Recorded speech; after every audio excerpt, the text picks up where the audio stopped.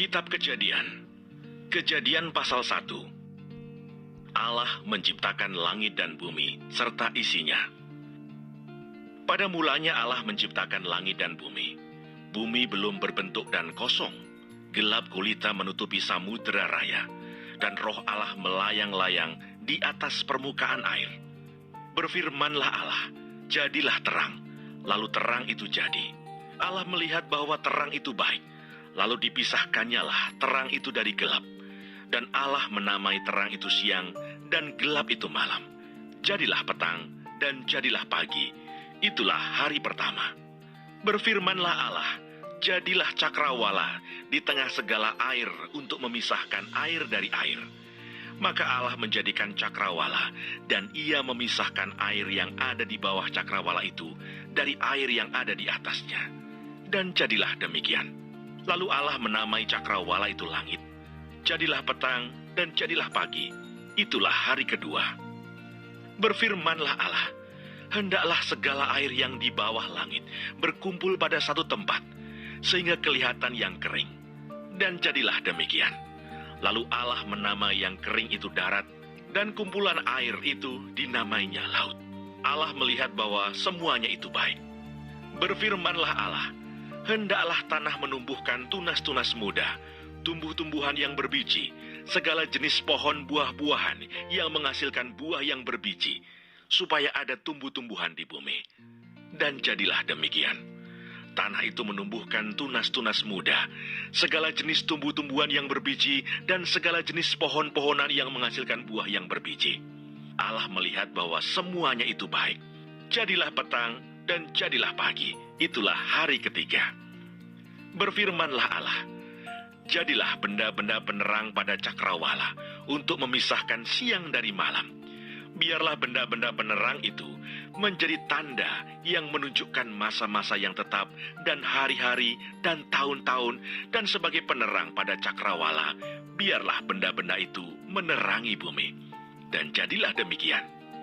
Maka Allah menjadikan kedua benda penerang yang besar itu, yakni yang lebih besar untuk menguasai siang dan yang lebih kecil untuk menguasai malam, dan menjadikan juga bintang-bintang. Allah menaruh semuanya itu di cakrawala untuk menerangi bumi, dan untuk menguasai siang dan malam, dan untuk memisahkan terang dari gelap. Allah melihat bahwa semuanya itu baik. Jadilah petang dan jadilah pagi. Itulah hari keempat. Berfirmanlah Allah, hendaklah dalam air berkeriapan makhluk yang hidup, dan hendaklah burung beterbangan di atas bumi melintasi cakrawala. Maka Allah menciptakan binatang-binatang laut yang besar dan segala jenis makhluk hidup yang bergerak, yang berkeriapan dalam air, dan segala jenis burung yang bersayap. Allah melihat bahwa semuanya itu baik.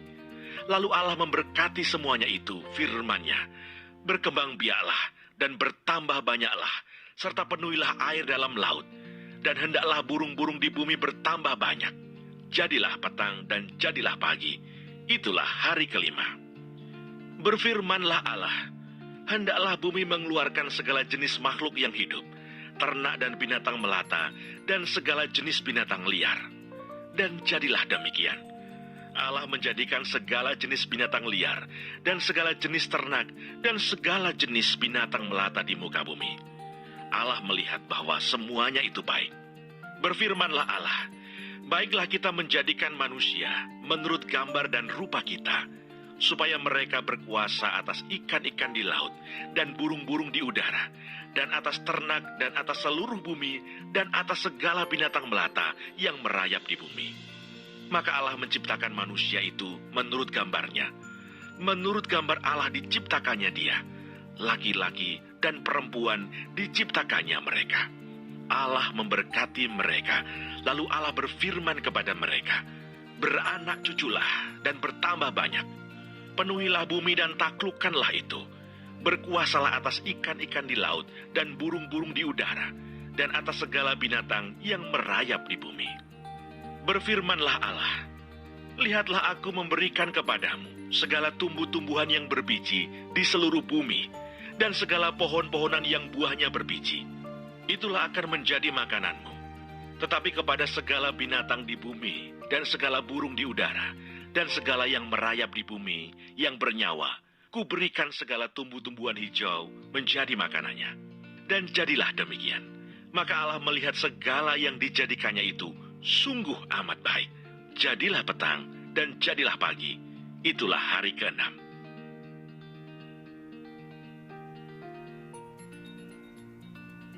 Kejadian pasal 2. Demikianlah diselesaikan langit dan bumi dan segala isinya.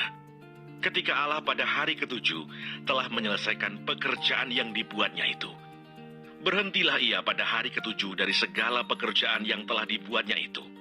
Lalu Allah memberkati hari ke-7 itu dan menguduskannya. Karena pada hari itulah ia berhenti dari segala pekerjaan penciptaan yang telah dibuatnya itu. Demikianlah riwayat langit dan bumi pada waktu diciptakan. Ketika Tuhan Allah menjadikan bumi dan langit, belum ada semak apapun di bumi, belum timbul tumbuh-tumbuhan apapun di padang. Sebab Tuhan Allah belum menurunkan hujan ke bumi, dan belum ada orang untuk mengusahakan tanah itu. Tetapi ada kabut naik ke atas dari bumi, dan membasahi seluruh permukaan bumi itu. Ketika itulah Tuhan Allah membentuk manusia itu dari debu tanah, dan mengembuskan nafas hidup ke dalam hidungnya. Demikianlah manusia itu menjadi makhluk yang hidup. Manusia dan Taman Eden. Selanjutnya Tuhan Allah membuat taman di Eden, di sebelah timur. Disitulah ditempatkannya manusia yang dibentuknya itu. Lalu Tuhan Allah menumbuhkan berbagai-bagai pohon dari bumi, yang menarik dan yang baik untuk dimakan buahnya. Dan pohon kehidupan di tengah-tengah taman itu, serta pohon pengetahuan tentang yang baik dan yang jahat. Ada suatu sungai mengalir dari Eden untuk membasahi taman itu, dan dari situ sungai itu terbagi menjadi 4 cabang. Yang pertama namanya Pison, yakni yang mengalir mengelilingi seluruh tanah Hawila, tempat emas ada. Dan emas dari negeri itu baik. Di sana ada damar bedolah dan batu krisopras. Nama sungai yang kedua ialah Gihon, yakni yang mengalir mengelilingi seluruh tanah Kus. Nama sungai yang ketiga ialah Tigris, yakni yang mengalir di sebelah timur Asyur. Dan sungai yang keempat ialah Efrat. Tuhan Allah mengambil manusia itu dan menempatkannya dalam Taman Eden untuk mengusahakan dan memelihara taman itu. Lalu Tuhan Allah memberi perintah itu kepada manusia. Semua pohon dalam taman ini boleh kau makan buahnya dengan bebas. Tetapi pohon pengetahuan tentang yang baik dan yang jahat itu, janganlah kau makan buahnya. Sebab pada hari engkau memakannya, pastilah engkau mati. Tuhan Allah berfirman, tidak baik kalau manusia itu seorang diri saja. Aku akan menjadikan penolong baginya yang sepadan dengan dia. Lalu Tuhan Allah membentuk dari tanah segala binatang hutan dan segala burung di udara. Dibawanyalah semuanya kepada manusia itu untuk melihat bagaimana ia menamainya. Dan seperti nama yang diberikan manusia itu kepada tiap-tiap makhluk yang hidup, demikianlah nanti nama makhluk itu. Manusia itu memberi nama kepada segala ternak, kepada burung-burung di udara, dan kepada segala binatang hutan. Tetapi baginya sendiri, ia tidak menjumpai penolong yang sepadan dengan dia. Lalu Tuhan Allah membuat manusia itu tidur nyenyak. Ketika ia tidur, Tuhan Allah mengambil salah satu rusuk daripadanya, lalu menutup tempat itu dengan daging. Dan dari rusuk yang diambil Tuhan Allah dari manusia itu, dibangunnyalah seorang perempuan. Lalu dibawanya kepada manusia itu. Lalu berkatalah manusia itu, inilah dia, tulang dari tulangku, dan daging dari dagingku. Ia akan dinamai perempuan, sebab ia diambil dari laki-laki. Sebab itu seorang laki-laki akan meninggalkan ayahnya dan ibunya, dan bersatu dengan istrinya, sehingga keduanya menjadi satu daging. Mereka keduanya telanjang, manusia dan istrinya itu, tetapi mereka tidak merasa malu.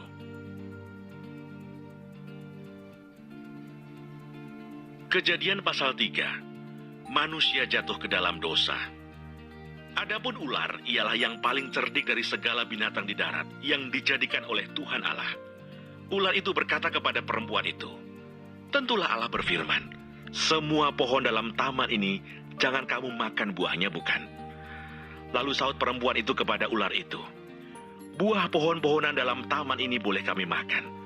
Tetapi tentang buah pohon yang ada di tengah-tengah taman, Allah berfirman, "Jangan kamu makan ataupun raba buah itu, nanti kamu mati." Tetapi ular itu berkata kepada perempuan itu, "Sekali-kali kamu tidak akan mati." Tetapi Allah mengetahui bahwa pada waktu kamu memakannya, matamu akan terbuka, dan kamu akan menjadi seperti Allah, tahu tentang yang baik dan yang jahat. Perempuan itu melihat bahwa buah pohon itu baik untuk dimakan dan sedap kelihatannya. Lagi pula pohon itu menarik hati karena memberi pengertian. Lalu ia mengambil dari buahnya dan dimakannya dan diberikannya juga kepada suaminya yang bersama-sama dengan dia. Dan suaminya pun memakannya. Maka terbukalah mata mereka berdua dan mereka tahu bahwa mereka telanjang. Lalu mereka menyemat daun pohon ara dan membuat cawat. Ketika mereka mendengar bunyi langkah Tuhan Allah yang berjalan-jalan dalam taman itu pada waktu hari sejuk, bersembunyilah manusia dan istrinya itu terhadap Tuhan Allah di antara pohon-pohonan dalam taman. Tetapi Tuhan Allah memanggil manusia itu dan berfirman kepadanya, "Di manakah engkau?" Ia menjawab, "Ketika aku mendengar bahwa engkau ada dalam taman ini, aku menjadi takut karena aku telanjang. Sebab itu aku bersembunyi." Firman-Nya, "Siapakah yang memberitahukan kepadamu bahwa engkau telanjang? Apakah engkau makan dari buah pohon yang kularang engkau makan itu?" Manusia itu menjawab, "Perempuan yang kau tempatkan di sisiku, dialah yang memberi dari buah pohon itu kepadaku, maka ku makan." Kemudian berfirmanlah Tuhan Allah kepada perempuan itu, "Apakah yang telah kau perbuat ini?" Jawab perempuan itu, "Ular itu yang memperdayakan aku, maka ku makan."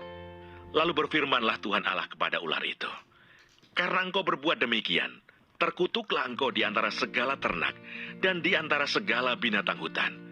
Dengan perutmu lah engkau akan menjalar, dan debu tanahlah akan kau makan seumur hidupmu. Aku akan mengadakan permusuhan antara engkau dan perempuan ini, antara keturunanmu dan keturunannya. Keturunannya akan meremukkan kepalamu, dan engkau akan meremukkan tumitnya." Firman-Nya kepada perempuan itu, "Susah payahmu waktu mengandung akan kubuat sangat banyak. Dengan kesakitan engkau akan melahirkan anakmu. Namun engkau akan berahi kepada suamimu, dan ia akan berkuasa atasmu."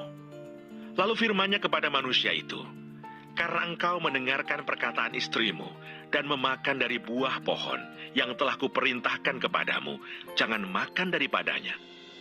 Maka terkutuklah tanah karena engkau. Dengan bersusah payah engkau akan mencari rezekimu dari tanah seumur hidupmu.